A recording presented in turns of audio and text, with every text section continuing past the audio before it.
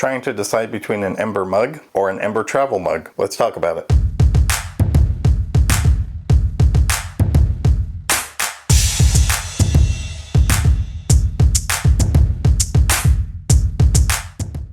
Hi everyone and welcome to the channel.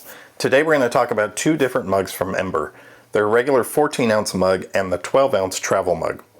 Ember is a company that makes temperature-controlled mugs. They came out with their first mug in 2016, and I remember really wanting one when they came out. But the main reason I resisted was because I usually have 1 cup of coffee a day and drink it pretty quick. They were also a little expensive when they first came out. A couple of years ago, I was working at an event where they were giving everyone an Ember mug. There were a couple left over, and I finally got my hands on one. This is the 10-ounce mug in white. I was super excited to finally get my hands on this Ember, and I've been using it for the past couple of years.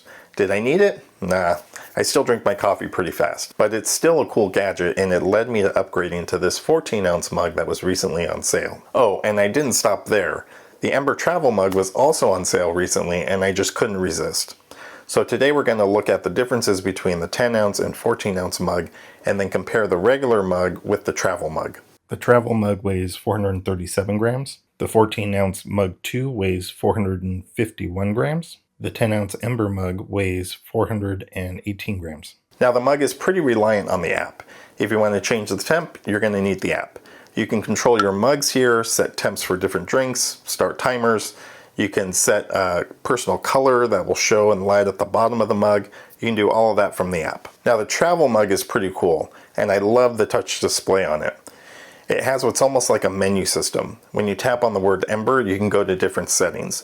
You can see your battery life, you can see the name that you programmed for your mug, increase, decrease the temp, and you can see the current temp of your drink. The travel mug also has a version that has Apple Find My support. If you take the travel mug with you lots of places, it's a nice safety feature to have considering the cost of the travel mug. The charging coasters are interchangeable on Ember mugs. Now I have read about some issues with these charging coasters. There are 2 pins on the coaster that I have heard can break or get stuck.